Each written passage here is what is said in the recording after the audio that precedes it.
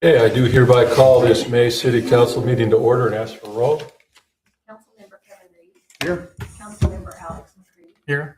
President Jennifer Harrington. Here. Mayor Pat Stivers. Here. Councilmember Dr. David Wong. Here. Thank you. If everybody could rise for pledge of allegiance and a moment of silence. I pledge allegiance to the flag of the United States of America, and to the republic for which it stands, one nation, under God, indivisible, with liberty and justice for all.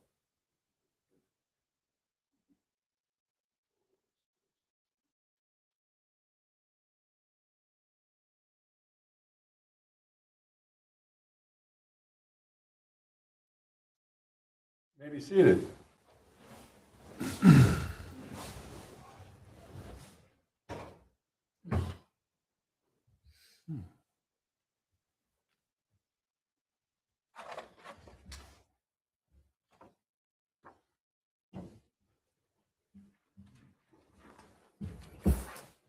Item 4 on the agenda is the approval of the agenda. All right, Jennifer, we want to, Yes, I would move that we move the business that's listed as 7H on the agenda to 7A and every other item down from that so we can handle the cell tower item earlier in the meeting. any comment, or Question. would I have a second on that approval? I'll second it. I have a motion and a second to approve the agenda with the change noted. All those in favor say aye. Aye. Nays say no. Here we go. Okay, public comments.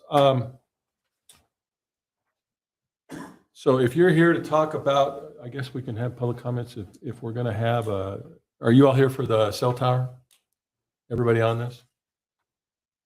You want to have Mitch present first and then Yeah. take comments? Well, you guys will get your comments, but we're not going to do public comments for that because it is an item on the agenda, and you'll have your moment to speak on that. Okay? You bet. Thank you. So item 6 is the consent agenda. I would move that we approve the consent agenda as presented. I'll second. Got a motion, a second to approve the consent agenda as presented. All those in favor say aye. Aye. Opposed, motion carries. So we're going to go to 7A, which used to be 7H, conditional use for a wireless communication facility. Hi, Mitch. Good evening, Mayor. Good evening, council members. One thing I want to point out is at the beginning, was presented to you this evening was a sample of what was provided to the community by another cell tower in the industrial park. That actually is 161.1 feet above ground level. And I want to give you that for a perspective of what you're possibly looking at with this case.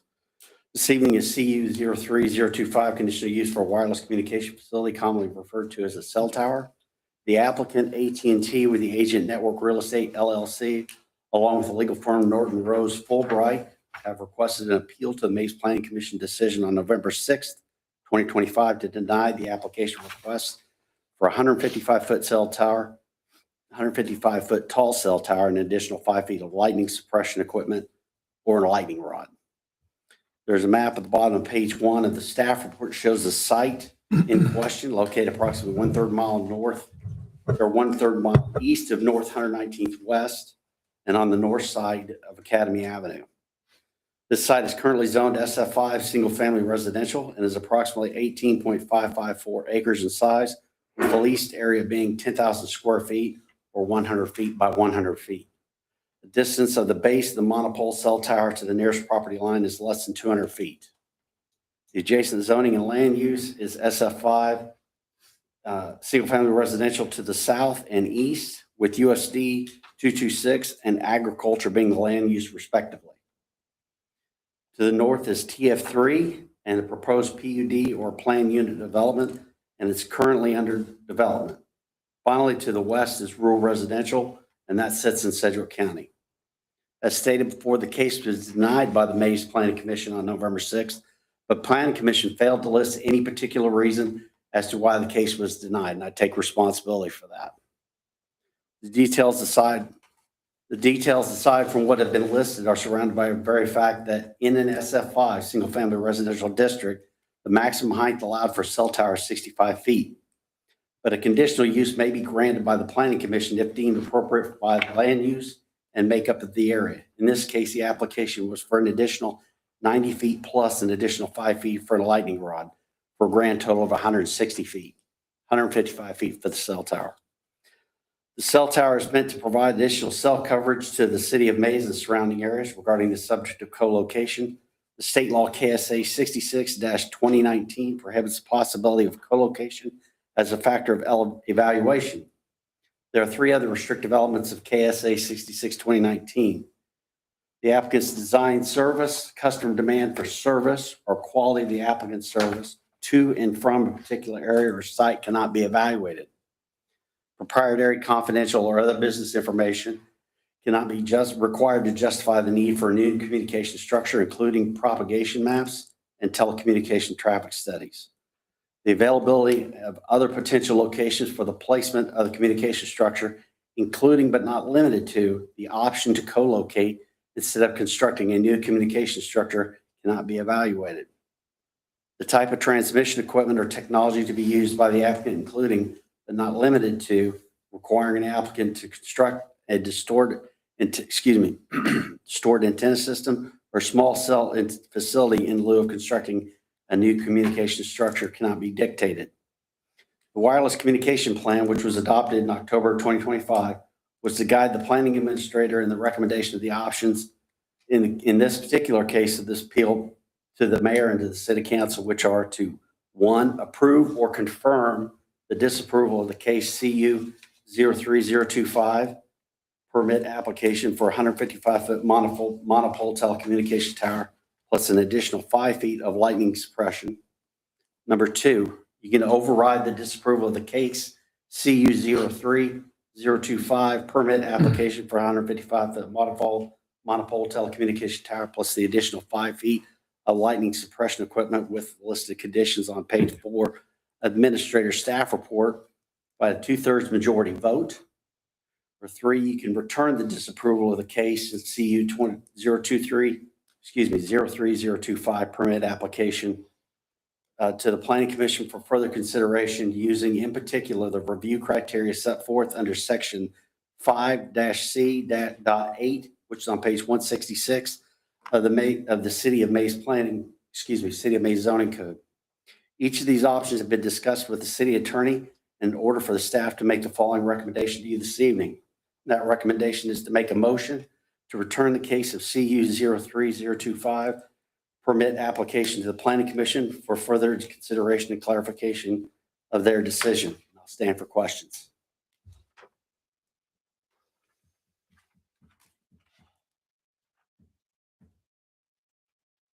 Any questions from anybody?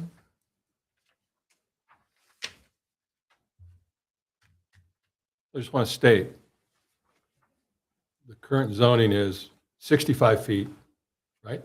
That is correct by the, And they're communication proposing 155 plus 5 for 160. correct. So that's quite a jump. That is quite a jump, but there's nothing in our wireless communication master plan that dictates how much you can give on a conditional use. Should there be? With respect to a residential area that's developed, I would say yes, but this is an undeveloped residential area, so it's kind of tricky. That's why I don't get paid the big bucks like the planning commissioners do. They don't get paid either. Well, it'd be nice if the planning commission had more clarification and itemized of what the reasoning for their decisions. And if they failed to do that, then it needs to go back and they need to do their job. I concur. That's basically my opinion. If there's no more questions for Mitch, I would like the folks that signed up, if they want to come up and talk a little bit, we can make that happen. Is that okay, Mitch? Certainly. So first on the list is Jim. Jim, what we do is we give you 3 minutes if you want, And I've got your address at 118 Albert Circle, Correct, Court? correct. Circle, okay. Go, have fun. My name is Jim Mall. I live at 11800 West Albert Circle. My property is directly west of the northern part of the vacant land where AT&T has requested to erect cell tower. I wanted to comment on the proposed AT&T tower. I resourced the newly adopted wireless communication plan adopted by Maize in October of 2025. I attended the last planning commission meeting and the commission members voted the tower down. AT&T has since appealed the decision and added a conditional use in their appeal and added 90 foot to the original 65 foot for a total of 155 feet. Sounds like we got 5 more on top of that, which is not within the guidelines of the newly adopted plan. This is not landlocked, so it could be moved further north in open fields. In reading the new wireless communication plan, it clearly states that the tower cannot be rejected due to location or potential health risk. The selection site currently is located next to elementary schools with developing minds. Why take a chance when the long-term effects of this or other towers is not yet known? Please consider the devaluation of existing homes in the tower's footprint. This could potentially be a tremendous detriment in property devaluation to residents like us, who were here first. Thank you for your time. Thank you, Jim. Omar. Omar Blevins. I got your address at 11921 West Albert Circle also. That is correct. Have fun. Thank you. Well, I just want to add to some of what Jim will said. We've watched many developments come in to our area since we first started, and that was just a field. And now there's no longer a field, there are houses there, and there are roads going down it. And people have worked as good as we could with the city of Maize. When they came in, we were in the county. And so we talked to the people at the time that were sitting where you guys are. And they said, we want to bring you into the city and we're going to do all these here programs that'll help you guys out. Well, we talked it over a little bit and among the people that live there, and we didn't put up a big fight over it. We said, okay, we don't like the thought of having to come into the city and starting to pay more taxes, but we're paying our taxes. We're paying them every year and they keep going up every year. All right, that's fine. Now we've got all these new schools. We've got all these children and everyone else that is employed through these schools. And we don't have a whole lot of businesses besides the schools. That's fine. But what my point is, what I'm worried about is the question I also have is why do we need a big old huge tower right in that area when there's plenty of country land and we have a highway, 96 highway, that they could build out by that. They don't have to put it right in a populated area. And so that's the concerns I'm having. Why couldn't it be 4 miles from our house? And they'll still pick up. If they can't get their service into Maize, then they must not have a very good service. So why do they have to put it right in the middle of a populated area? That's my question. And so that's all I had to say. Thank you, sir. Thank you. Glenn.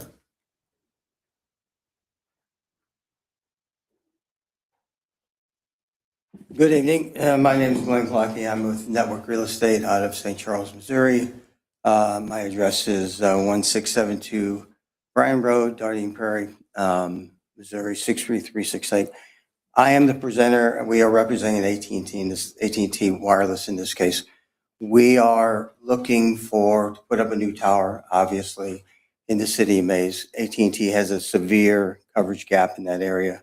And As far as moving it, 2-3 miles one way or another, these search rings that are issued to us are very small nowadays because they're building within an existing network. So they're trying to cover a particular area that's filling a gap for the highway over there for the school, actually, for the growth is coming to Maize. So we're asking that you reconsider the tower. And I know that height is above what the city allows, but I don't know that 65-foot tower for any carrier would give them any coverage at all. Most towers nowadays are 150 feet plus, so that they can get the coverage that they're looking for a new communication tower. So we're just asking you to reconsider this. I don't know if it's going to go back to planning and zoning. We will come back for that. So I'm open for any questions. Any questions for Glenn? No, not at this time. Thank you. Glenn. Thank you.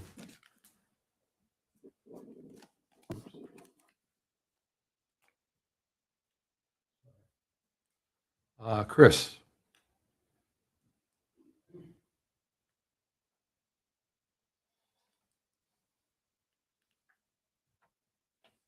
One 11933, Albert. Chris Dicker, 11933 Albert Circle. I have two concerns. One is that building that close to the school and not knowing what effects there's going to be long-term on that. The second thing is there's plenty of places that I think that if they look a little harder now, since the industrial park up to the north of us, they probably could find a pocket of spot that some of those businesses would let go now if they got paid for their use of it, yearly lease that the AT&T would pay. So I feel like that AT&T or whoever the provider is that's looking for this particular area has picked this spot out, maybe not as much for where it's at as the ease of being able to try to get it. So I think they need to pursue some different areas and come back maybe with another recommendation to the council. Thanks, Chris. Glenn, I guess I do have a question based off of that. The reason for the location is, Yeah. yeah, please, sorry.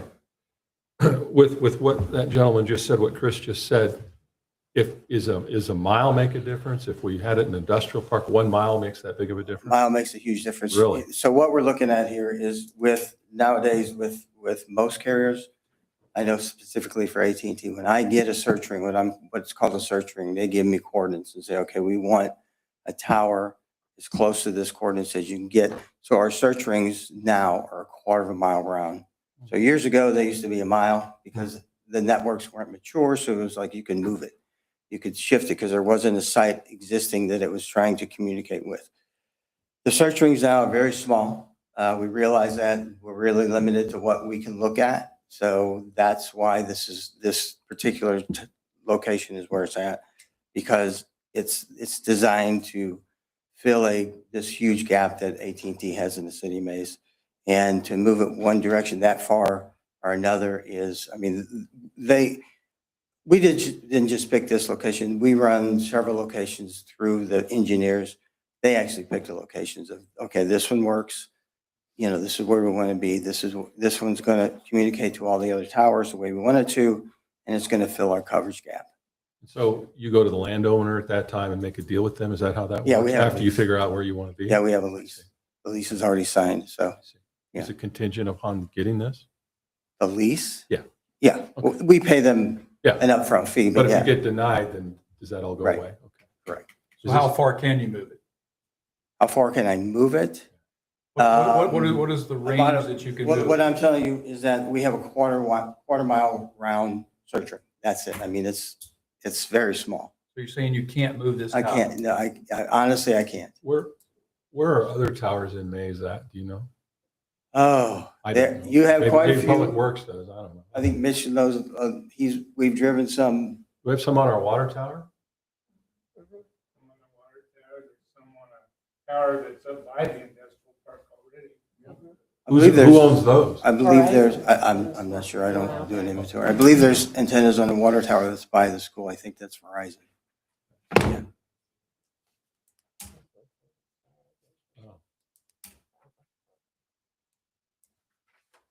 Do we have room on our water tower?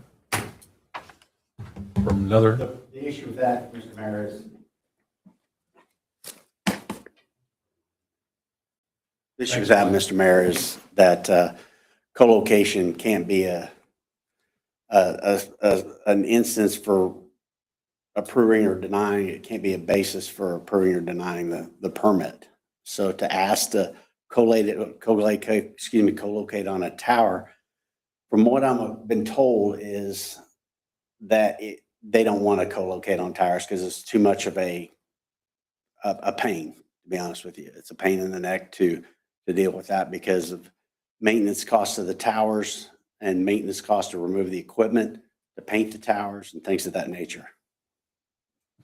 did you have something to say? Just let me follow up on going on water towers. So years ago, carriers were jumping all over the water towers because it was a quick solution to get your sites on there. In my experience, nowadays, they don't look at water towers because right now I am working on about 3 or 4 rings for AT&T where we're being asked to take our equipment off water towers because it becomes a hassle for the water company. It becomes a hassle when they have to do maintenance. You have to take all that equipment down. The other thing is, and this is going back after 9/11, a lot of water companies told carriers to get their stuff off the towers because they didn't want the activity. Because back then, I think that they thought it was going to be a target. So I worked for Sprint back then. We were taking antennas off water towers right and left because of that. So from that, they just don't look at water towers anymore just because of the maintenance issue. I need an education a little bit tonight. As far as the services that are provided, some of these other vendors other than AT&T say they use the same lines you do and get the same service for less money. Are they sharing your tower, or how does that work? Like Ryan Reynolds, you see him on there all the time. Who's that? Sorry. Ryan Reynolds, the actor, he's got his own phone thing, and He's riding somebody's network. Yeah, he's buying banks of time from, I think, his network, and they might be riding T-Mobile's network. So there are, like Spectrum they have phone service. Spectrum is a cable provider in St. Louis. They ride the Verizon network. So they're using their towers. They're just buying banks of time and selling phones. So they're not putting up any towers. right, No.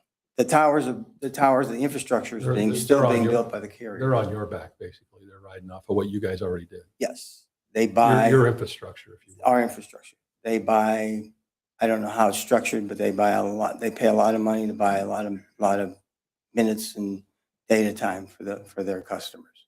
So in theory, if we were to send it back to our planning commission to get a real reason as to why we're going to approve or deny the tower, and then it were to come back to us and we were to deny it, then it would go back to you and your engineers to figure out a different place that it could be put. I mean, if we get denied again, then we have to, AT&T will look at, if they're going to build one here or not. They really want to build a tower in Maize. Maize needs a tower. So yeah, I mean, our scenario is we've worked this for about 3 years. It's been, I started working on this before Mitch was even working here. So we've been working on this for a while. So yeah, I mean, we run this through the engineers. Their whole thing is this is the location they want for the reasons of coverage that they want, the coverage they want. So we get denied, and then we have decisions to make. Where's your other tower at in Maize? There's one, there's several. Okay. There's one about a mile and a half from this. That's north. There's one south that's about I think it's about 2 miles from this, but there's 3 that are currently shooting into Maize.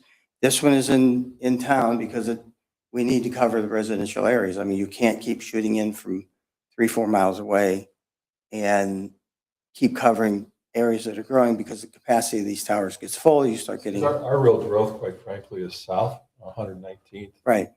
That's kind of where it's at. So I don't know how this tower would even affect going down to say 20. Here's, That's why I was asking. what you had. I understand it, but the town is growing, so it's bringing in more people. This particular tower, it's designed to cover a coverage gap that AT&T has right now. It's Would it go into Colwich then too, this gap, or will it what? would this tower go all the way to Colwich, west?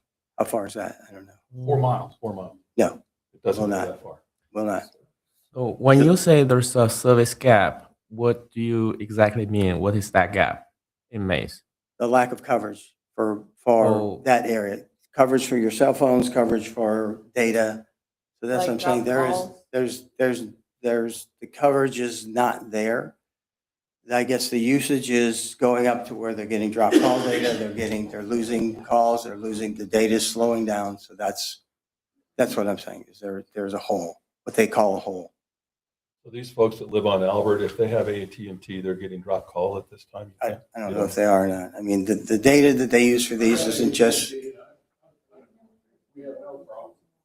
the data that they use for these is not just for one or two customers, it's for, No, I get it. I get it. yeah. I mean, it's overall. Okay.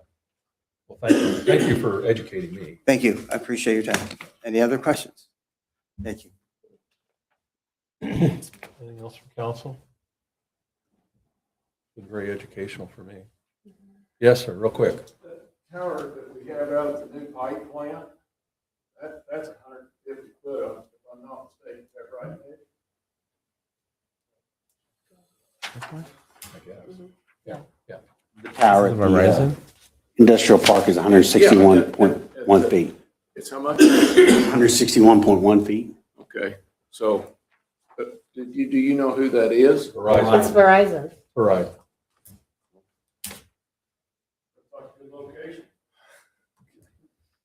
All right. I think we've, Mr. Mayor, I Yeah. would move that we return case number CU-03-025, permit application to the Planning Commission for further consideration and clarification of the decision. got a motion and a second to move case number CU-03-025 for conditional use of a wireless communication facility back to the Planning Commission for further clarification as to their decision. All those in favor say aye. Aye. Opposed? Motion carries. So it's going back to Planning Commission. Thank you. Now we'll move on to item 7B, which is wastewater treatment plant phase 2 design. Mark, I figured that's what you're here for. That's why I didn't talk to you. I figured you don't want to talk about the tower. Okay. Good evening, Mayor and Council. Back in 2015, the city started a 3-phase project to upgrade our wastewater treatment facility. We started this project due to address growth and plant operational issues. Today, the city's seeing that continuous growth in areas including residential and industrial. And with that growth, obviously brings additional wastewater treatment demands. And currently, our wastewater treatment plant is operating on a monthly average of 92% of its design treatment capacity, of which is 500,000 gallons per day. The third and final phase of our wastewater treatment plant will increase the treatment capacity of the plant to 1 million gallons per day. It will also include several other aspects to comply with growing regulations and support the additional treatment demand. Most of the improvements that you see listed below there were included in the original 2015 plan, with the exception of replacing the pump station piping and a plant hydraulic analysis. The city's on-call and acting city engineering firm Garver is qualified to perform this work. I've worked with their team on several big projects, and I've been very pleased with the results we've gotten. Garver's water team has a great understanding of our system, having done several large projects and studies. As part of this work order under our master service agreement, Garver will provide the necessary design for the project as noted, as well as help us comply with the state revolving loan fund that we're utilizing for this project, that we're hoping to utilize for this project. They're going to coordinate with KDHE for us, as well as provide recommendations for our 503 sludge program, provide an anti-degradation report, our stormwater NOI, the construction permit, as well as coordinate with MABCD. The anticipated timeline for this design project is 1 year.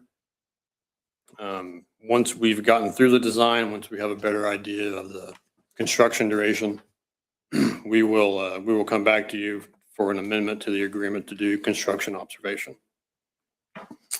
The fee to perform this work is $877,000, and we're awaiting to hear from KDHU for the approval of our state revolving loan fund application, which I expect to hear anytime. The total amount that we're asking for in that loan is $9.6 million. And Garver's water team lead, Mark Dolacek, is here tonight. He's leading the design for the project. I've asked him to just say a few words and speak a little bit to his team and their qualifications and their previous work. So I'll let him talk for a few minutes, and then we'll both be happy to answer any questions you got.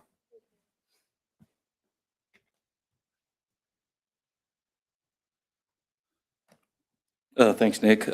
So Mark Dolacek with Garver. We've been partnering with the city for several years now, previously as Ruggles and Bone, and then in 2017 when we became Garver.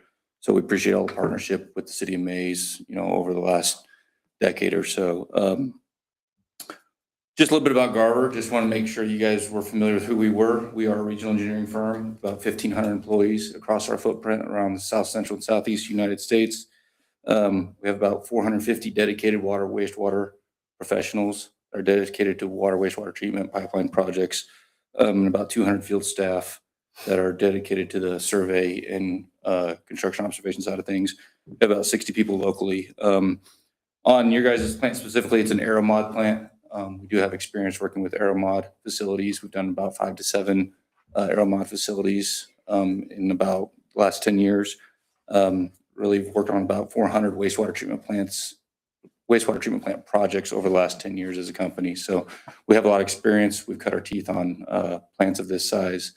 That's where we've had a lot of our growth.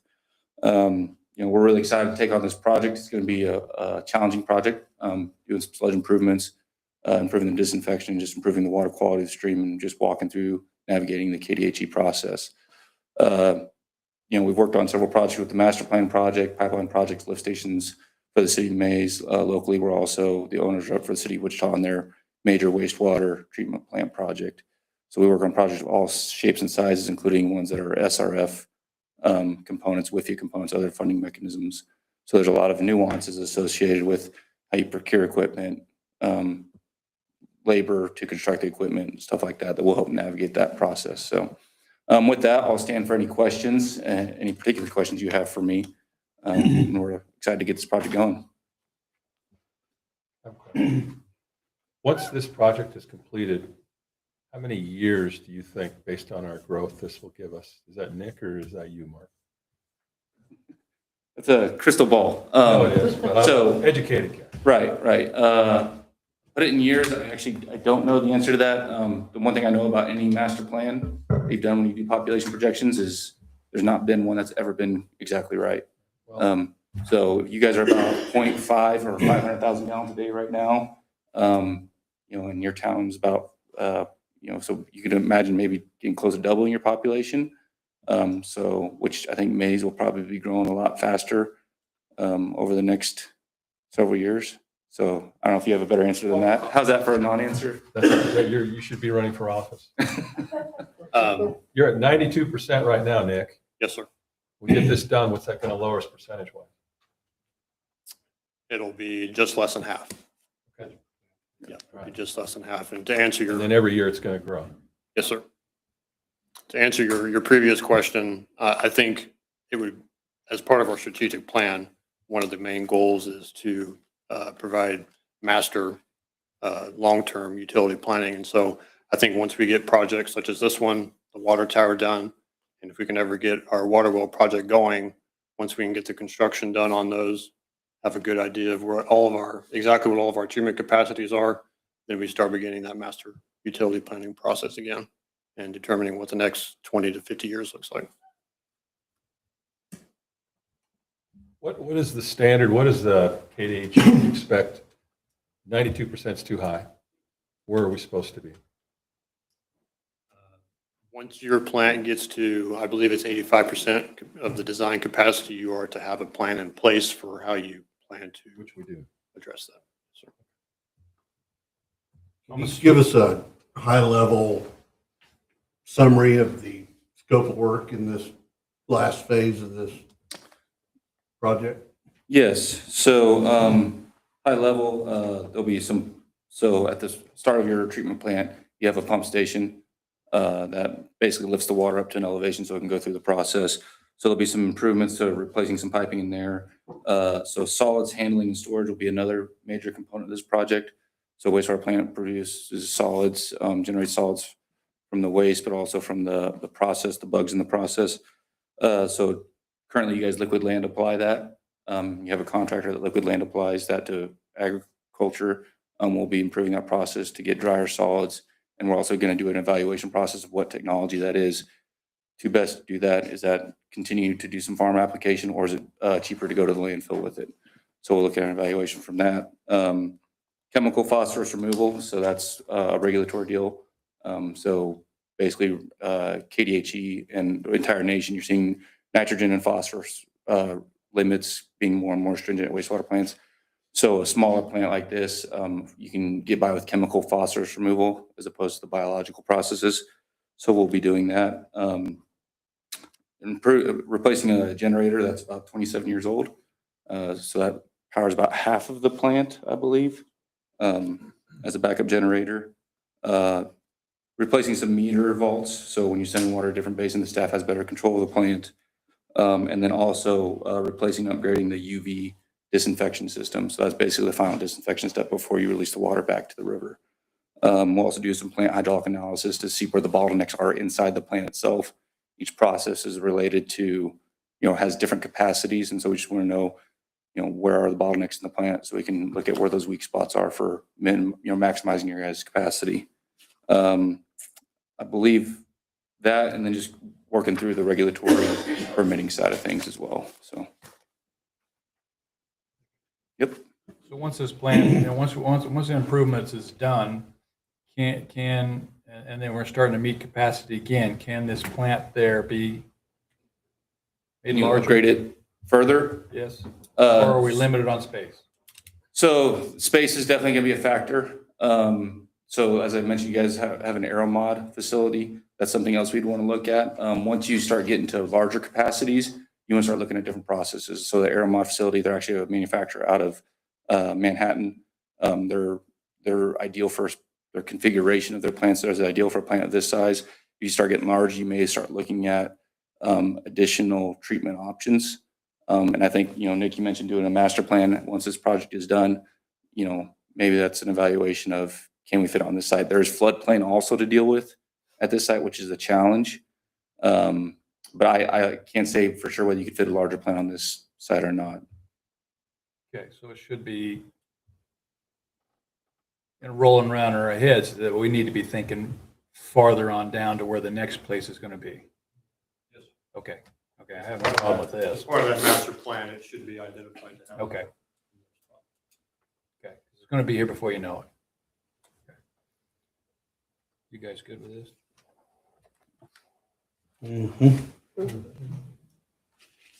I don't vote. So. I don't have any more questions. Okay. Mr. Mayor? Yeah. I'd like to make a motion to approve the work in the amount not to exceed $877,000 and authorize the mayor to sign. I have a motion and a second to approve the work order in an amount not to exceed $877,000 and authorize the mayor to sign. All those in favor say aye. Aye. Opposed, motion carries. All right, thank you. Thank you. Mark, do you have a business card? Yes, I did. Can I get one from you?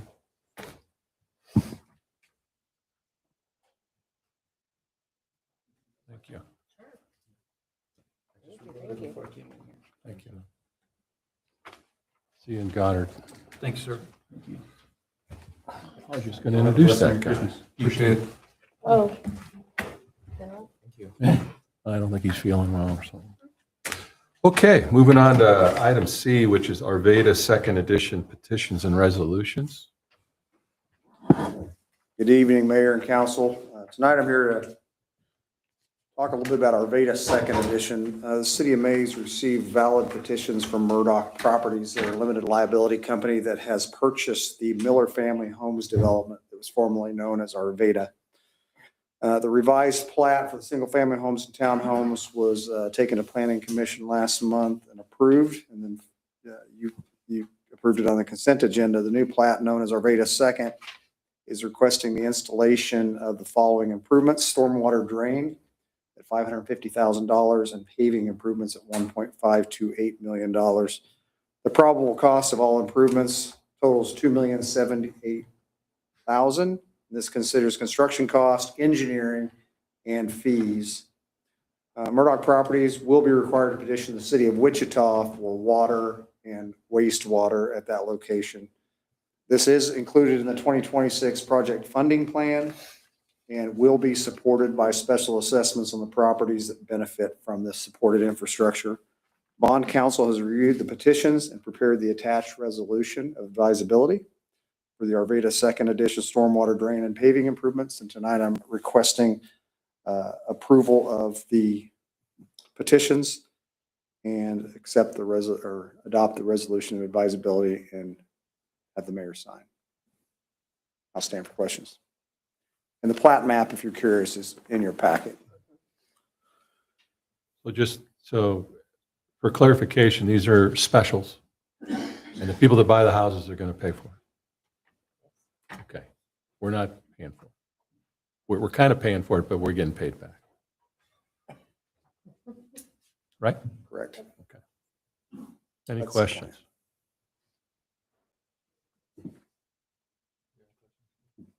These are all, are there going to be some duplexes in here? I can't remember. This one is going to be, so no duplexes were approved on the revised plat. The Planning Commission, they requested duplexes for part of that in one of the latter phases. So right now we're just dealing with phase one. Okay. This is the neighborhood that was designed with the alleyways, et cetera. And so because the infrastructure is in place and part of that development, that will be included in the new phase one. On the south end and to the west will be single family homes in the 250 to 275 price range. And then up front on the north side where that infrastructure is in place, those will be townhomes because they're kind of limited on lot size and where the utilities and infrastructure are already in place.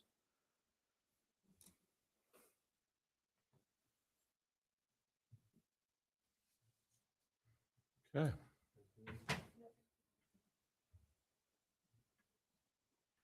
I would move that we accept the petitions for Arvada Second Edition stormwater drain and paving improvements in the total amount of $2,078,000. Adopt the resolutions for advisability for the Arvada Second Edition stormwater and stormwater drain and paving improvements and authorize the mayor to sign. Second. I have a motion and a second to accept the petitions for Arvada Second Edition stormwater drain and paving improvements, the total amount of $2,078,000, and to adopt the resolutions of advisability for Arvada Second Edition stormwater drain and paving improvements, and authorize the mayor to sign. All those in favor say aye. Aye. Opposed, motion carries. D is a resolution of advisability on 119th Street roadway and pedestrian improvements. Mayor and Council, this is actually an exciting evening for the citizens of Maize because we're finally getting away from just talking about eventually doing something about 119th and moving forward to actually do something with it and fix the roadway so it can handle the traffic and the pedestrians like it should. On August 5th, residents approved a 1% sales tax for roadway, sidewalk, and related infrastructure improvements.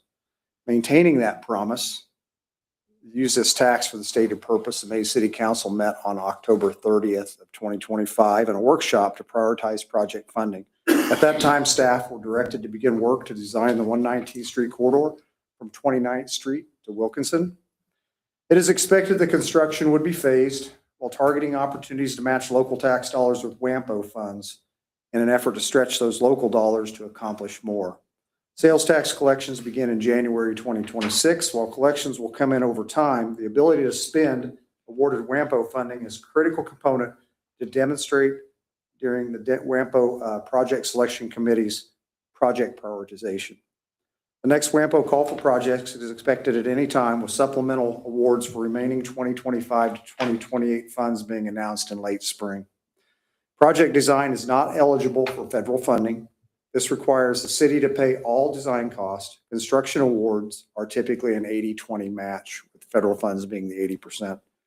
The current estimate for 100% design for 119th from 29th to Wilkinson is $1.2 million. Public Works will be requesting approval of a 30% design contract at the first meeting in January to kickstart this very important infrastructure project for our community. The project is included in the 2026 to 2028 City of Maize Strategic Plan under Goal 3, invest in our streets, sidewalks, and pedestrian mobility. Strategy B, plan improvements to pedestrian access and traffic flow along 119th Street. The cost of design is not eligible for federal funding. To move forward, we require temporary financing note to complete the design. While the temp note will be backed by the 1% sales tax, council can make a future determination if we pay off those notes with collections or bond the projects and use the collections to pay the bond notes. The attached resolution of advisability has been drafted by Gilmore and Bell. This resolution is what allows the city to borrow the funds on a temp note. It is recommended that council approve the staff borrowing $1.2 million in the upcoming temp note financing to support the design of 119th and adopt the resolution of advisability to construct street, sidewalk, and drainage improvements on West 119th from 29th Street to Wilkinson. With that, I'll stand for questions. You want to explain, or you and or Nick, explain how WAMPO works and how we are participating with them? So WAMPO, the Wichita Area Metropolitan Planning Organization, is the funding arm for federal dollars that flow into the metropolitan area. Under federal law, all metropolitan statistical areas have to have a planning organization that basically makes sure that the federal dollars coming into the area make the best use of those dollars through basically projects from all the communities in those metro areas are racked and stacked, and through a policy board, a technical advisory committee, and finally a project selection committee. Those projects are racked and stacked in the priority of need based on a number of factors in the community. As the projects move up the list, they become eligible for funding. And then when projects are funded, it's expected that those projects are able to be completed, because if you award, the federal government works in cycles with their funding for construction dollars. And if you award the funding and the funding can't be used, and whoever the entity is that was awarded that funding drops the ball in the fourth quarter, then that funding is lost. And not only does that organization or that community lose out, but the entire metropolitan area loses out. So that's why it's important when you put these projects forward that you can show the intent to be able to spend the money. Is that good enough? Yeah, I just wanted everybody to understand. Or I can go for 4 hours, sir. We are also heavily involved in those. Nick and I and you and some other folks go to that. I will chime in, being, coming from more rural parts, the difference between WAMPO and KDOT funds as general, the metropolitan areas have a certain allocation. And so that's what WAMPO is working with. If you were to go in more rural parts of the state, they have a competitive, they compete for the remaining money that KDOT sets out there for those communities. So working hand in hand with some of the other local government agencies and WAMPO is critical, and continuing to have those relationships and build those relationships is critical. And, we do religiously attend those meetings, and Joe is just recently appointed to the TAC committee, and we appreciate those opportunities to do that. But I just chime in with everything else. I just agree with everything else Joe's mentioned. It's pretty critical that we continue to have these conversations. One of the things when we submitted 2 years ago, we submitted bigger projects. One of the things that we've been told by WAMPO is we have to get them in reasonable size chunks, that WAMPO will fund it. They don't have unlimited funds. It's a fairly small pot to split between multiple municipalities and government agencies within the metropolitan area. So one of the critical things that's going to happen with this is they're going to divide it into manageable pieces that we can submit related to WAMPO grant that I think is fundable in reasonable increments by the Wichita Area Metropolitan Planning Organization. So is that part of the cost of it, that it's 1.2 million just to? That's just design, but that's 100% design for both miles. What we will do, so the engineering firm that Nick Vestron will bring forward the contract for to do the work has staff on hand that actually used to work in WAMPO. And they have agreed to help us with the next submission. I think we did this last submission without as much help, but they're going to help us break it into smaller chunks. Ideally, we'd love to see it broken into 2 chunks and WAMPO provide us federal funding on both chunks.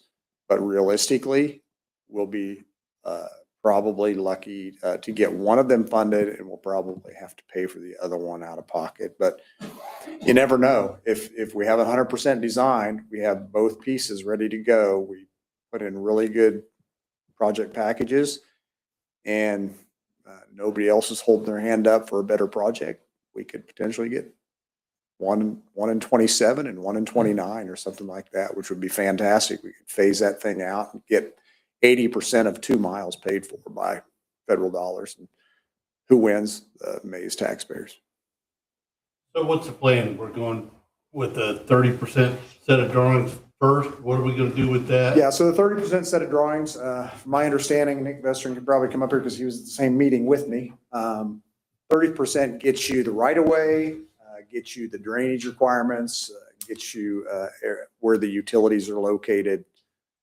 Basically gets you to a point where they know where they need to put the road in at. You got anything to add on I that? just wanted to add one important thing. The reason for entering into a 30% plan is to identify any areas within the right of way with utilities. If something has to be moved and it's a really big budget item, it's really helpful to know that up front before you get a lot of design done and you run into areas that you have to make a major change. And there are a couple of areas. There is one major gas line that runs through the corridor. There's a couple of drainage concerns. So it's important to identify any trouble areas along the whole corridor early on in the game. So that's kind of the reason for doing that. Once we do this 30% design for the whole corridor, then we'll kind of pick and choose some different phases to do, whether it's an intersection or sidewalks or drainage. We'll identify some phases to move progressively forward with. If I remember correctly from the content of the discussion from that workshop is that we wanted conceptual design options out of that 30% in order to kind of guide the project, if you will. That way we're not paying for 100% design that we don't even like when it's all said and done. That was one of the things that we talked about with this firm. They've actually got a really good 3D modeling person on staff, and they've kind of used this modeling and rendering approach as one of their bread and butter, something they're pretty proud of to be able to show. So that is something we've talked about and something that we're anticipating getting out of this. Yeah, because that's a big deal that we can see it before we commit to it, if you will. That's what, doing this 100% design is a little bit scary because, at the end of the day, we got a design, and what if we decide not to use it, then we wasted a whole bunch of money. But my understanding on this resolution is just to show our level of commitment.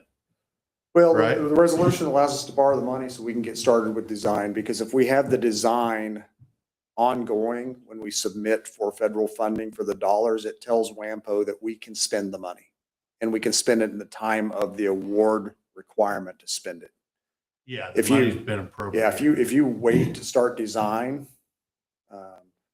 WAMPO may not approve the funding because they worry that you can't get a design done in a time that you can get that money spent.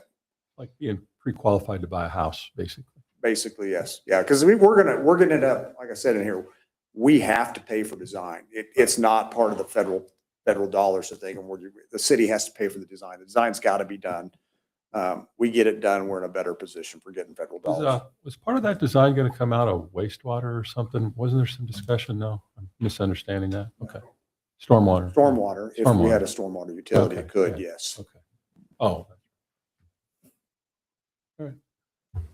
So for this temp note, backed by the collection of the sales tax, do we know roughly what is the interest cost on this?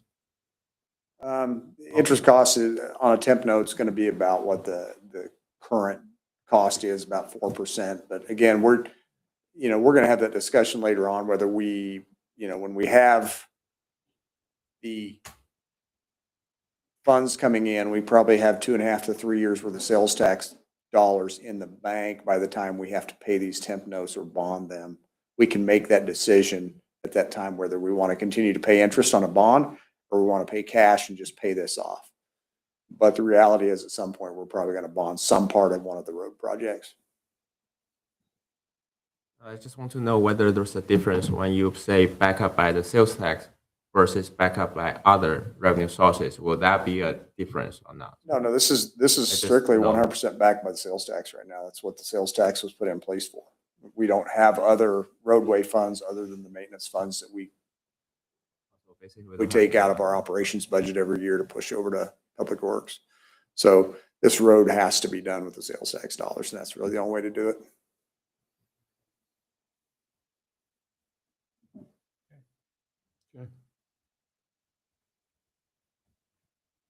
you want to make a motion?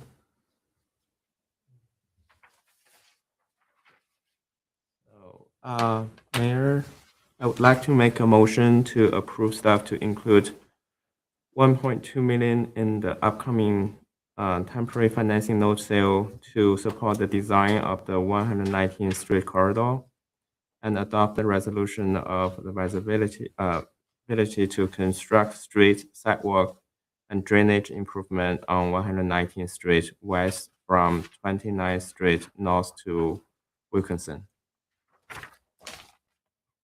Second. Got a motion and a second to approve staff to include $1.2 million in the upcoming temporary financing note sale to support the design of the 119th Street corridor and to adopt the resolution of advisability to construct street, sidewalk, and drainage improvements on 119th Street west from 29th Street north to Wilkinson. All those in favor say aye. Aye. Opposed, motion carries. Going on to item E, Arvada Second Edition Engineering Contract. Really don't know how I got Yeah. 119th resolution squeezed in between. It's kind of a rookie mistake, but we're back with the Arvada engineering contract now. I didn't want to say anything, but yeah. I noticed that today. I'm like, well, I think the Arvada contract the engineering contract was on and off and on and off, and it finally came back on. So it landed where it landed. MKEC is the engineering firm that was selected by Murdoch Properties, the developer of Arvada Second, to the engineering, design and construction oversight for the Arvada Second Edition improvements. Under this agreement, MKEC will contract to complete engineering design, bid solicitation, construction administration, inspection in the following not to exceed amounts: stormwater drain improvements, the amount of $89,688, and paving improvements in the amount of $249,052. I will say that if you did study the contract on pages 4 and 5, you may have questions, as I did. The design and construction phases, the engineering and the construction oversight phases are exactly equal amounts. I had that question. I called Cindy Womack and said, I've never seen this before. Is this an error? And she said, no, it's not. It's good numbers. And then Tom walked into my office when he was reviewing the contract, and Tom said, there must be an error here because the numbers are exactly the same. And I said, no, Tom, Cindy says these are good numbers, but I just wanted you guys to know, if you were actually studying the contract for those numbers, that is not an error, but that is something you won't ever see twice. It's kind of like Christmas on 25th of, 25th day of 2025. So Anyway, the city attorney has reviewed the contract, has approved the form, and this is included in the 2026 project funding plan. And I'm looking for a recommendation to approve the contract with MKEC so that they can start doing the work for the developer and get these roads in. Do we know how many total lots or houses are going to be in this $2.3 million project? By I'm looking chance? back at our planning administrator for that We one. do? Yeah, we looked at it. Yeah, how much? I can't It's remember. actually, if you look at it, it's on the back, if you go back to the Arvada, Yeah, phase one. I could probably count that one up real quick. well, I was just curious as to how much the specials are going to be for each lot. So I can't even begin to tell you that either because they had to redistribute the specials over the other lots that are considered part of phase one, but were the original Arvada. It just seems high, but everything's high right now. so- Yeah, and they even had to, because there's two actual homeowners of the old Arvada Right. homes, and they had to sign on to any changes to the special assessments. So it's, yeah, it's not a good time to be buying a new home in a new neighborhood if you're averse to specials. Yeah, I know.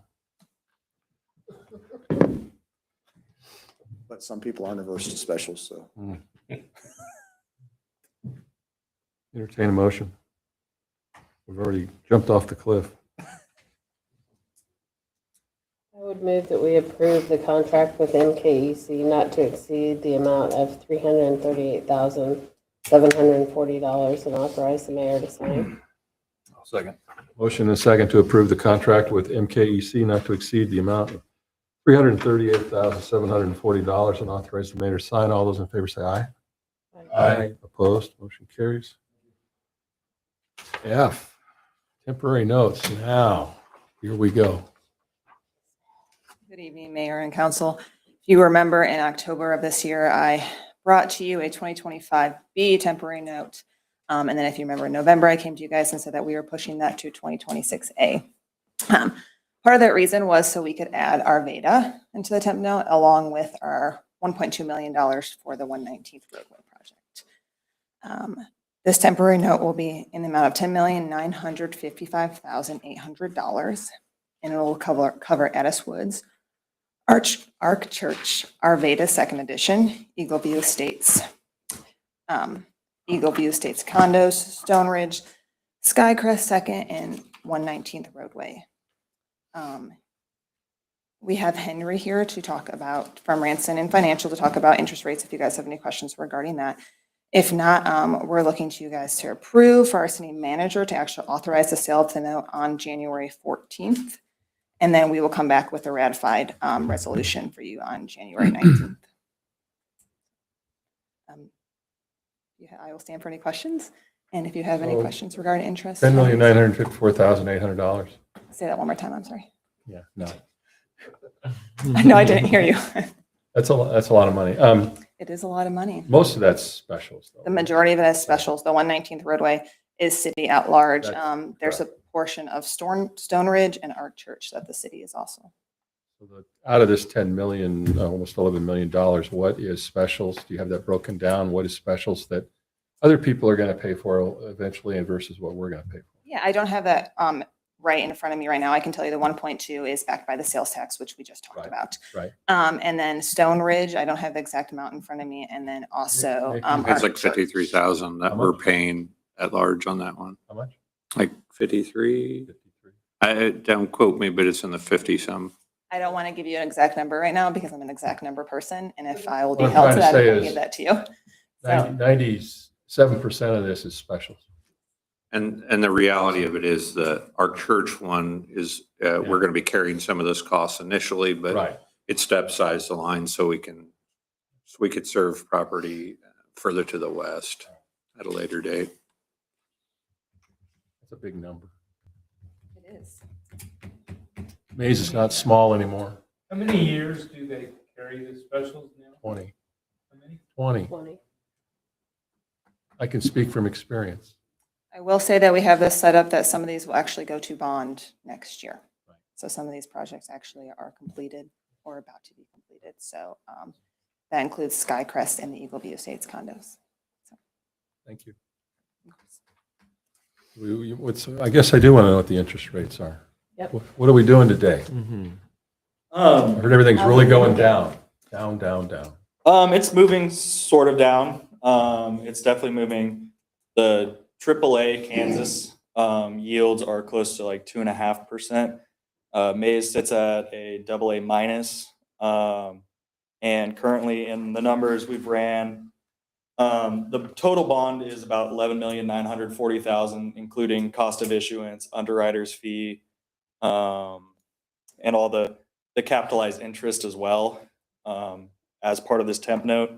We're estimating a 3.25% interest rate, which I would see that get closer to 3 based on, we had a Clearwater note that closed December 11th that was a 3% coupon with a 3.25% yield. And then one that's a little more similar to you guys that we didn't work on, but I was looking at today was Hutchison. They had a temp note that closed also on December 11th. Their coupon was 3.375%, but the yield was 2.8%. So the underwriter paid a premium back to it. So hopefully something similar to that could occur to where the city gets a premium along with the bid and they're able to reduce the bond amount. And of course, we're hoping that the underwriter fee isn't fully utilized because I think we have that estimated at 1% currently of the issue. And a lot of the times they don't utilize that whole fee when they're doing a competitive bid to try and get the note for themselves. So currently we have it estimated at 3.25. I could see it getting closer to 3. Thank you. Mr. Mayor, Yes. unless somebody has questions, I would move to approve the city manager to authorize sale of the notes. So as long as the bid does not exceed $13 million and the true interest cost of the notes shall not exceed 4.5%. With the city council adopting and ratifying the Series A 2026A note resolution on January 19th in the estimated amount of $10,954,800. I'll second. I have a motion and a second to move to approve the city manager to authorize the sale of notes so long as the bid does not exceed $13 million and the true interest cost of the note shall not exceed 4.5%, with the city council adopting and ratifying Series 2026A note resolution on January 19th and the estimated amount of $10,954,800. All those in favor say aye. Aye. Opposed, motion carries. Okay, an easy Thank one. you. Thank you. Thank you. An easy one. Park and Tree Board appointment, 3-year term. Yes. Good evening, Mayor and Council. As you know, in addition to my public works duties, I also serve as a staff liaison for the Park and Tree Board. And I have a new member that's interested in joining, Caleb Weens. His bio is attached. I think overall in speaking with Caleb, he's looking for opportunities to get involved locally with his community, has a passion for parks, green space, and is looking for any way that he can get involved with the Park and Tree Board. Currently, we had his position will fulfill Marina Fulton's position, who served on the Park and Tree Board for many years. She did not renew her term in May. So he would retroactively take over in May of 2025. His term would expire in May of 2028. That leaves one additional vacancy with Caleb's appointment that we're still trying to fulfill. I've spoke with a couple different community members. Right there. Yeah. So, I've talked to actively, we're seeking additional, I've had conversations with a couple different people within the community, but as you well know, finding people in the time is harder and harder these days. So the board is working with what they've got and still trying to stay active and accomplish as many objectives as they can per year. So happy to answer any questions that you may have. Would entertain a motion. I would move that we approve Caleb Weems to the Park and Tree Board for the 3-year term. I'll second that. Got a motion and a second to appoint Caleb Weens to the Park and Tree Board for a 3-year term. All those in favor say aye. Aye. Opposed, motion carries. Item H, last item. City of Maize Public Works Snow and Ice Policy. Good evening again. This policy, as you know, the City of Maize Public Works Department has never had official policy and procedure, especially with the events that we encountered last year with a lot of ice and a lot of snow. We had a lot of residual that stayed on the ground. We continue to receive more and more questions every winter from residents, community members, and this document really kind of outlines from a high level some of our policies and procedures. As you know, there's many variables to each snow and ice event that may change the way that we treat the event. Some of it is traffic, timing, the weather during the event, the weather previous, ground temperatures, and then we also prioritize by arterial and collector or school routes. And this snow and ice policy is intended to serve as a public-facing document to be informative to the community, but also internally to our city staff.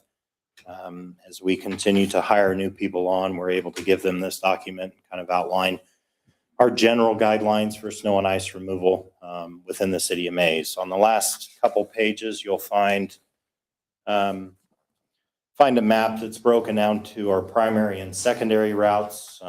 For most storms that we encounter, these are going to be the routes that we stick to as far as what gets treated first and what gets treated second.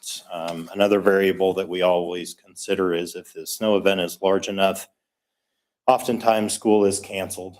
So some of those school routes may become secondary, but we always maintain our arterials with Maize Road, 119th, Tyler, 53rd, 45th, and 37th as primary routes to ensure the safe and efficient travel of the public. And a document like this too is also important for our public works team as we try to establish policies and procedures for internally as well, but also have the support of the governing body. So when we do receive questions from the public of why we don't plow the residential streets, we have your support in our decisions. And also, we do always evaluate each circumstance with residential or special circumstances that may be a traffic hazard to the community. So we try to do the best that we can with the personnel and equipment that we have.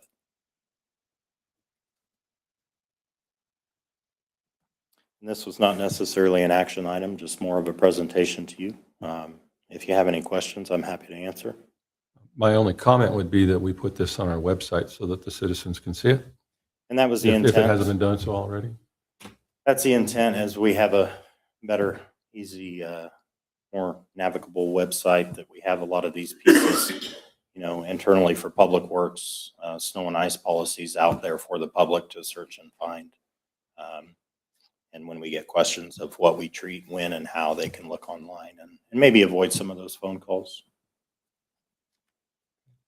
Thank you. Looks like you guys put a lot of time and effort into it. I appreciate it. Yep. Thank you. Thank you. Appreciate it. All right. We are done with all of that. We're moving to reports, and we're going to start with police. Well, good evening, Mayor and Council. Chief Weibel sends his apologies for not being able to be here tonight. He's under the weather. He did tell me that he has nothing further to add to his submitted report, and so I will stand for any questions you might have. I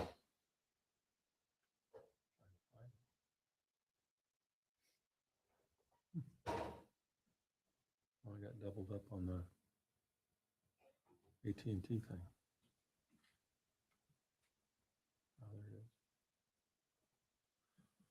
I don't have any questions. You guys got anything? No, sir. Boy, easy night for you. Thank you. Thank you. Public Works. Mayor and Council, the only thing that I want to quickly add to my report tonight is the contractor is mobilized over to the Maize Road LED sign property today. So should begin to see some movement over there and some work being done. Good. Yeah, he was there today. Oh, was he? Awesome. Yep. And with that, I'd be happy to answer any questions you guys have. You've answered a lot of questions already today. That's what I'm here for, right? I know. Thank you. Thank you. Yep. Planning, zoning? Hang on, Mitch. By the way, guys, since you're here, we're putting up an LED sign right there where the Academy Road is, so that we can let everybody know what's going on. It's going to be good. Yeah, thank you. All right, sorry. Good evening, Mayor and council members. One of the things I wanted to bring to your attention was the issue we had with the Eagle Lux garage condos on 53rd Street North. There was some confusion between Sedgwick County Fire, MABCD on how to permit these. So we had 2 meetings where we tried to clear up some of the language and some of the classifications of such a property that exists like that. There are properties that exist like that throughout the metro region and throughout the nation, but this one in particular was a little bit difficult. Some of the factors that were considered to be included in the covenants, the language below, are listed in my report. After speaking with the city attorney, he advised that we return that to the developer and request a little bit more thorough criteria in those statements, and then return it to us for further review. As far as the building permits for the 5-year period, we're at a ratio of 1.5752 for these 5 years.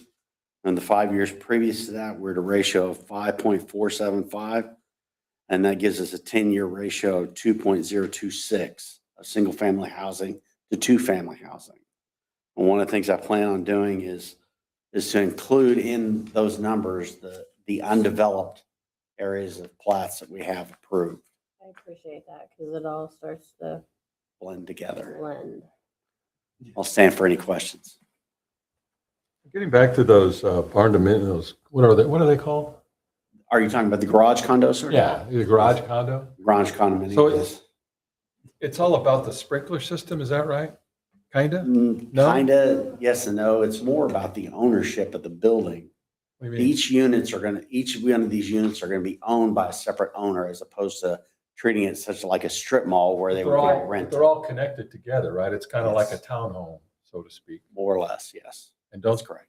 don't they have to have a firewall or something like that, or different fire system? That's correct. And one of the language that they're gonna do is they're gonna, as I've stipulated in there, is they're gonna restrict the operations inside those condos where they can't be commercial businesses. Right, okay. If your occupancy uses it for, say, personal painting, that you meet the fire code for painting, things of that nature, and that fire extinguishers will be distributed every 150 feet, I believe is what it was.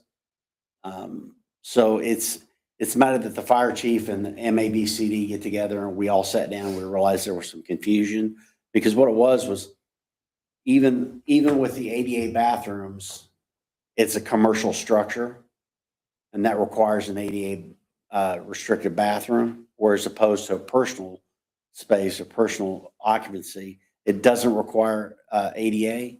So they were trying to figure out how other buildings of this nature got approved.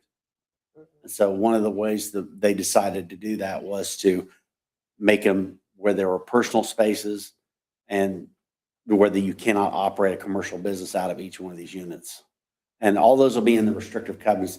I believe in the future, what we need to do, I spoke to city manager about this and the deputy city manager about this, is protective overlays would be beneficial for the city.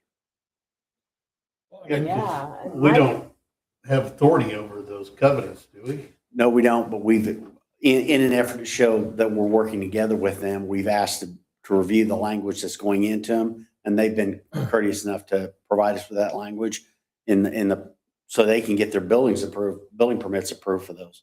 Because I believe they have 2 people that purchased them to date, aside from the developer himself that owns 2. And they were sitting on whether or not they were going to close those contracts. because if they weren't getting building permits for what they wanted to do, they weren't going to close. Yeah. So I don't get the overall intent. Yeah. Yeah, because my concern is that people are gonna live in these. That is I a mean, good like, concern. long-term live. That is a good concern. It states in the covenants that you can't do that. Again, a protective overlay would benefit that. Right. What struggles with that is I know. you can get that anywhere. You can get any storage facility where you can have people living in them. Right. And that's the difficult nature But behind these it. are How do you built so enforce it? that you can have the comforts to live in them. Exactly. And that was one of the concerns that the fire chief had and the fire marshal was, you could slap a couch in there and next thing you know, you spend a couple nights in there a week and next thing you know, you got a residential structure and you're violating the fire code doing that. So how do we prevent that? So we're still working together to improve the language for the covenants. And we're going to work to possibly retroactively make a protective overlay for that. I mean, they're building the same thing down on 119th and 21st Street. I believe they are. Yeah. I believe they So are. what's Wichita doing? I mean, did somebody try to pull a fast one or something on? I don't think so. Okay. As much as it seems that way, I don't believe somebody tried to pull a fast one. What I think it was there's just some confusion out there because I actually talked to several of the surrounding cities in the metro area that have these and tried to invite them to the meeting so they could give us their input. Yeah. And all of them denied that I spoke to because they didn't want to contradict MABCD in some way and cause some friction. Well, I So- understand in our area why these would be popular. Because I have a lot of friends who live out in the country that all have these shops that all have, amenities in them for their toys. They're made, it's a big thing around here, especially if you live out in the country to have some type of shop that is kind of barn dominium like, Absolutely. so I could see how they're gonna go off like wildfire. So I want to make sure we're protected. There's multiple of these locations around the Wichita area.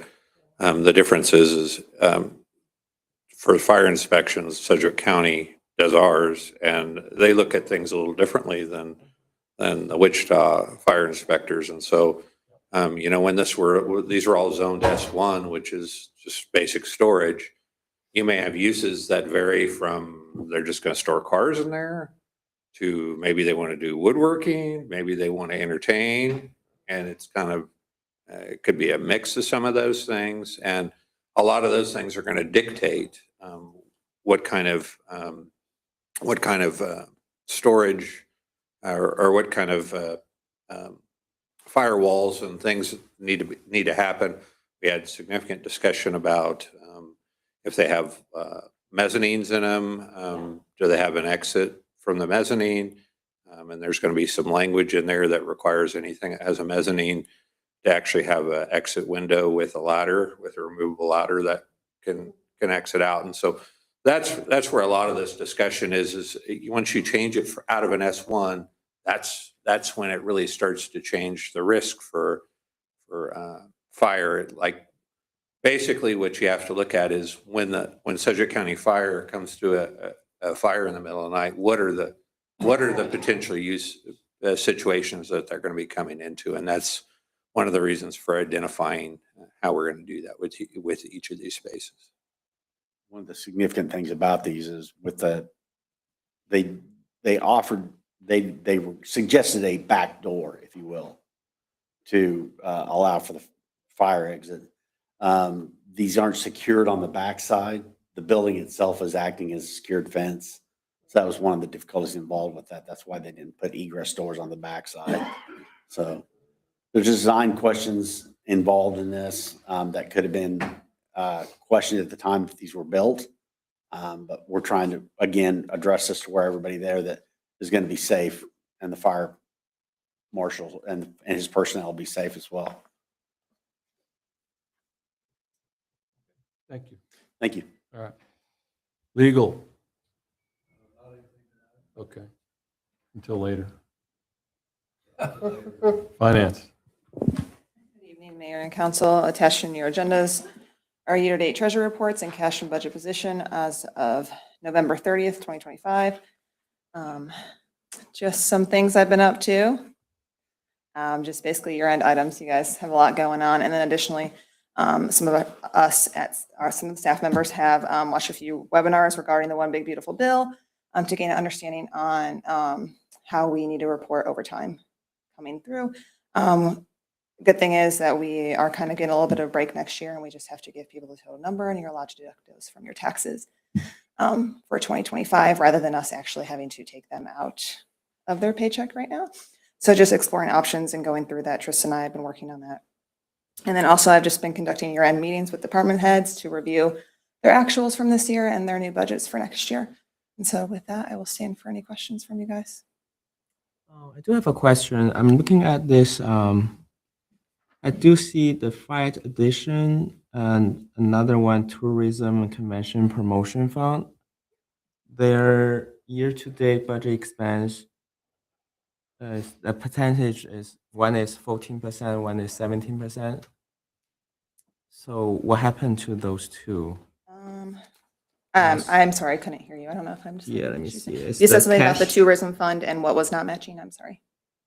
One is the fight addiction, and then the other one is tourism and I believe it's convention promotion fund. Are you asking what those are? I mean, why the year-to-date expense is only 14% and 17%? That is Is a that- great question. So the Fight Addiction Fund, that is money that comes in from, Opioid settlements. oh, thank you. And we are on, that's actually a fund that they use for DARE over at the schools. And so a lot of times we're reimbursed for those expenditures from the school and what's going on with DARE. And also, we don't know how much money is ever going to come in from that. So it's super, super hard to dictate what we are going to purchase, what we're going to do out of that, because some years we get $1,000, some years we've got $12,000. So it just really is hard. We don't know what's going to go on. I don't know if legal might have a little bit more to explain on why we get that money. But also our 15 fund, our tourism fund, we actually haven't used any funds out of there until this year. Next year, I've actually moved our community events fund into this next year because we have those funds and we need to be using them to put back money into our community. As of this year, we use our general fund for that. As of, I would say, September, maybe Tristan can help me, I actually moved her budget. I said, hey, let's start using some of these funds out of here to pay for our community events. So we have been doing that. So a lot of Fall Fest has been coming up. She's shaking her head, thank you. So actually you will see that being used next year, utilizing that next year compared to what we have in the past. And so giving a little bit of relief to our general fund, actually to our taxpayers using that. Transient guest taxes, what is that revenues from? Yeah, because I do see there's some items we didn't budget for, but we have the actual expense. And that's then exactly it. there's So there's no, so what happens is that money is in there. There's actually, there is, like, we are able to use that money. We do have the budget authority in our state budget forms, but a budget was never actually loaded for it in our code. And so that's why you're looking at that. So if you look at our state budget forms, it actually shows that we have budget authority to spend that money there. But last year when the budget was loaded, there was no money actually loaded like into that line in code. Like the money is in our bank account, but not in our financial system as budgeted. And I think that's because we didn't have any expenses coming out of there at that point. And so when I got in here, I was like, why, what's going on? Why are we not using this? And so kind of just trying to start utilizing that for what we need it for. I know one of the ideas was actually to use that for the shade structures coming up, but we'll get that bid tomorrow, I believe. And so we're going to see kind of where we're at with that, what's going on. So there is actually budget authority in that next year, and it's loaded in code, our financial system. So next year it won't look like there's no budget there. So you'll be able to follow that. Yep. Anything else? Thank you. Yeah. Merry Administration. Christmas. Yeah. Thank you. Thank you. All right. This is a fairly slow time of year. It's us getting ready for year end. Elizabeth talked a lot about the pieces that, we basically shut off most of our spending here by the 16th. And it's trying to get year end purchases taken care of before that date when we can close things off, but I'll probably hit just a couple of the highlights. Northwest Expressway is a project that we've continued to advocate for. We had some meetings. We've had a number of different meetings since our local consult meeting that was fairly successful.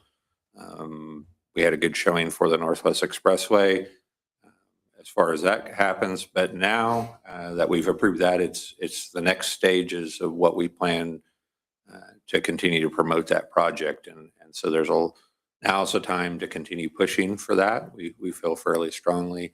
They're in the process of doing an updated impact study for that.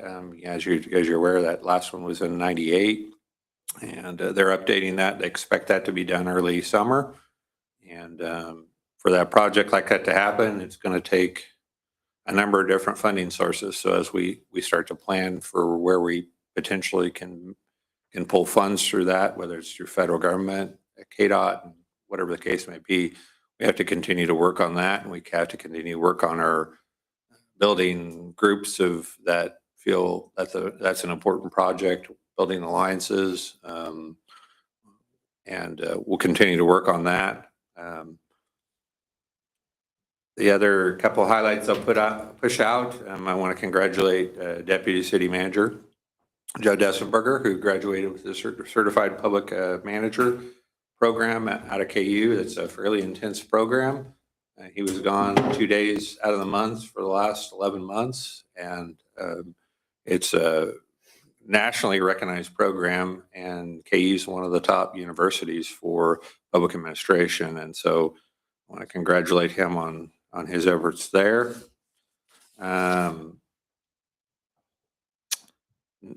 It's a slow time of year for economic development. We typically don't see a lot coming through, but we've continued to have conversations both with several IRBs that we expect to come forth. We kind of thought some of those might happen here in December, but I think you're going to see final applications probably early January once we get past the holidays, and continue to look at some potential commercial options. I think you'll hear some announcements into the first of the year at least on one or two items. And we'll continue to work on that piece, but you almost have to get past the holiday before you start seeing a lot of that stuff start to pop. So, and then, I was going to talk a little bit about this, but if you look at our building permits here for the remainder of the year, we were just under 200 building permits, but still a very good year.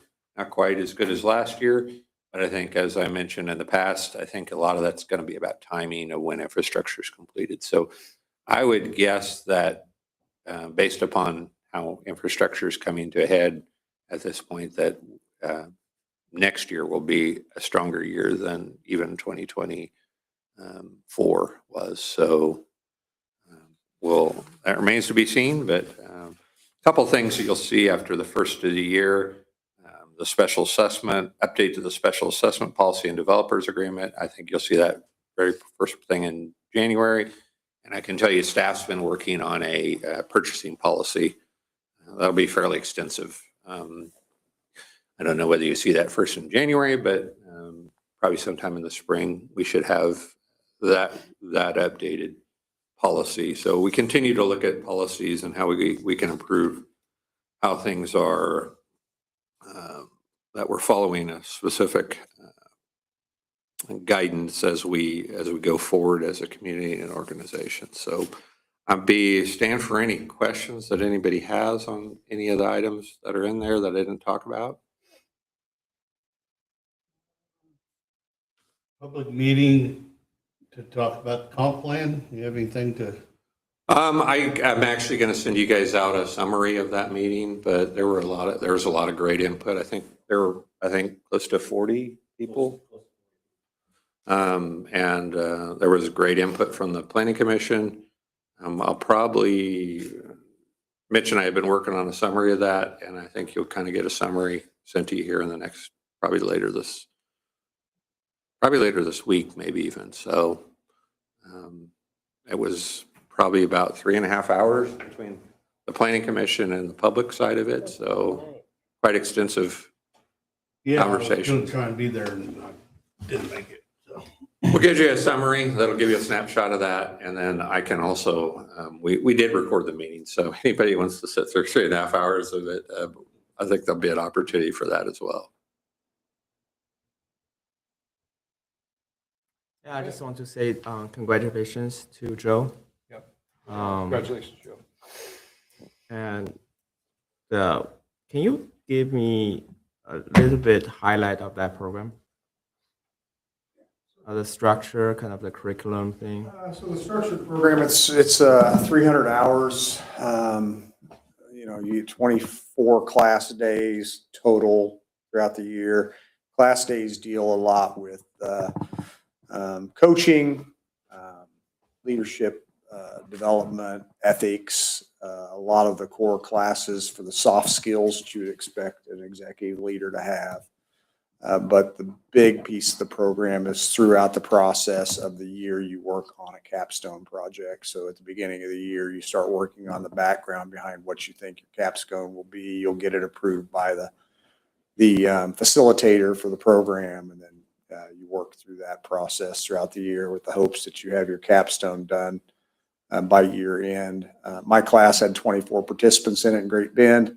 Kansas, University of Kansas is the holder of the certification program for not only Kansas, but Missouri. So Kansas teaches it in Missouri as well. So this year they had a cohort in St. Louis, a cohort in Liberal, an online cohort, and a cohort in Kansas City. And so if you miss a day at your cohort, you actually can pick that day back up by going to one of the other locations. And so we actually had some guest students in our class a few times throughout the year from other cohorts. But our facilitator reported that this was the first time in her memory that all 24 students in the Great Bend cohort actually completed their capstone before graduation. It's never happened before. So, Just out of curiosity, what is your capstone project topic? my capstone project was long-term financial planning. So we've been working with Municast, right? Yeah, Municast. We've been working with Municast to set up our financial modeling software. And we're almost to the point that we can go from inputting data to start doing some scenario modeling with things like employee raises, CPI, projected revenues, things like that. It kind of show us out year forecast for what we can expect in different funds. Very similar to what we just saw Raf tell us do with the water and wastewater funds. We should be able to do with other funds based upon different demographic indicators. We use CPI, we use census data, we use things like that. It all ties into this model that the contractor that we've used to help us predict what may happen within a range of parameters. Thank you. Congratulations. Yep. You done? One other thing I'd be remiss if I didn't point it out was the Christmas tree lighting. I think it was a well-attended event, considering how cold it was. I appreciate those of you that were able to attend, and I think we had great participation, especially in the carriage rides and the hot chocolate. And I want to thank Tristan once again, and the Rec Commission staff and Public Works and police. It takes everybody to come and put a great event like that together. But I want to give special thanks to Tristan, who's under the weather today, but She's self-quarantining herself. she's self-quarantining in the recording room. But I do greatly appreciate the work she does to make all of these events happen. And we're going to be getting kicked off for planning the events upcoming in this upcoming year here pretty quickly. So that was one other thing I wanted to point out. Thank you. Good. Moving on real quick to council member reports. Kevin? Anything? I don't think I have anything. All right. Alex? Mr. Mayor, guests, and staff, I want to wish everybody a very, very Merry Christmas, okay? And your families. That's all I have, Mr. Mayor. Oh, hey, and you too, Mr. Mayor. Gee, thanks. Jennifer. I would just say happy holidays to everybody too. Take some time out, spend some time with family. Enjoy. Doctor. Yeah, I echo that. Yeah, happy holidays to everyone. That's it? Yep. Real quick for my mayor's deal, Nick briefly talked on that northwest bypass. So, we got this freeway that may or may not come through one of these days. It's been messing around for over 30 years. So we kind of stirred a hornet's nest, so to speak, didn't we? Because we had a meeting with the director of transportation, and he kind of said, well, there's no energy behind it and nobody ever talks about it. So they have these every other year, they have these meetings where you can go and talk about these things. And so we formed a coalition and we went and talked about it. And we wound up getting it to be the number one thing at this meeting. And apparently that upset some people. And so, and we're not apologizing for it because that's what the director of transportation said we needed to do. So in my mind, we did what was asked of us. So, but yeah, we kind of upset some people with that. So, that's a $1 billion deal. That's a freeway that's going to go from basically Tyler and 96 down through Goddard, basically. And it's going to kind of go right through Maize, right where that hotel is, work its way past St. Teresa, and then head southwest towards Goddard and wind up on 54. And it's been talked about forever. And we've got that big hole right in the middle of Maize. And so we at Maize want to know one way or the other what's going to happen. And so that's what that's all about. And so $1 billion, and it's going to be federal, it's going to be state, it's going to be county, and it's going to be city. It's all going to have to pay for that, right?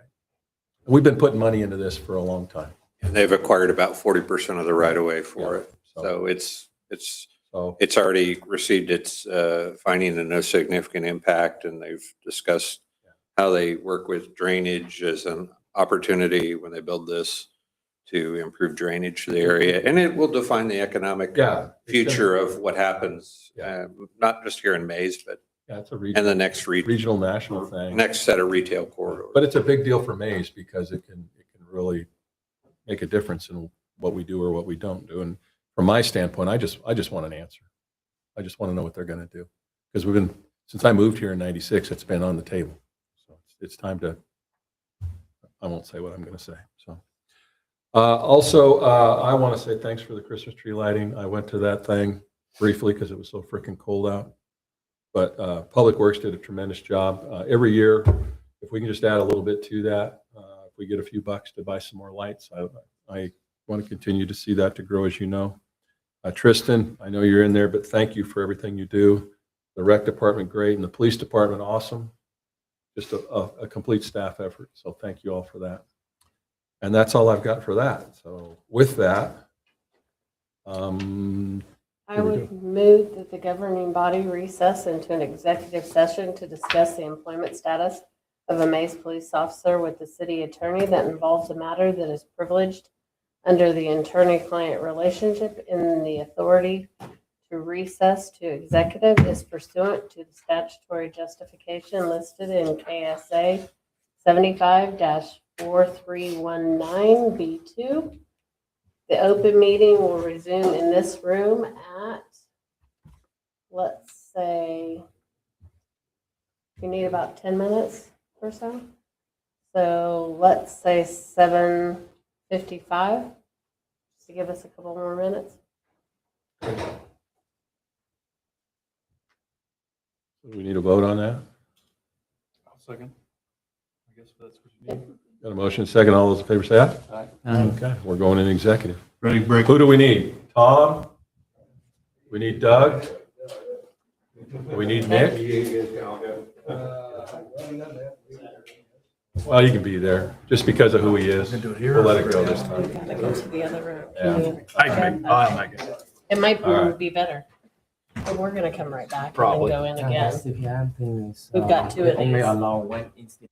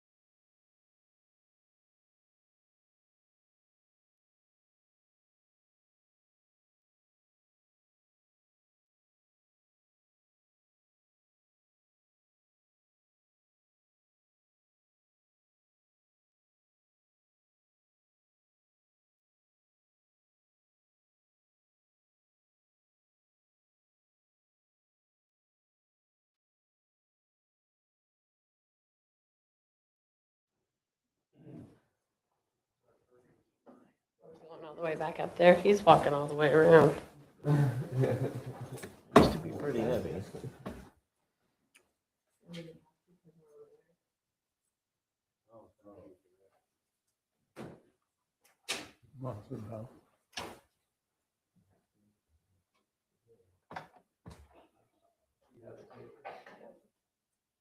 I would move that the governing body recess into another executive session to discuss matters involving a non-elected administrative city employee pursuant to the statutory justification that allows the discussion of personnel matters involving non-elected personnel pursuant to authority granted in KSA 754319B1. The open meeting will resume in this room at, let's say, 8:10. Okay. Let's go ahead. That'll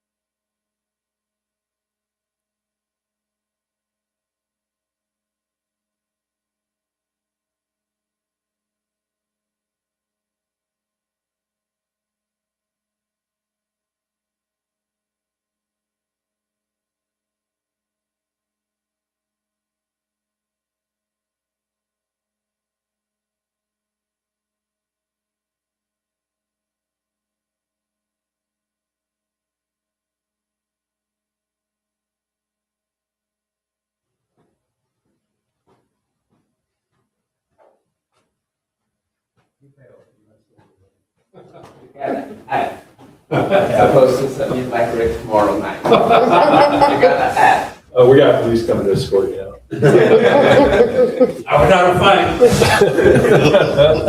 Oh, that's not on fire. Be careful. All right, we are back from executive, right? Yep. So no action is going to be taken at this time. And so at this point, I will entertain a motion to adjourn. Move to adjourn. Second. I got a motion in a couple of seconds. All those in favor say aye. Aye. Aye. Okay, we're adjourned. Happy Christmas, everybody. Merry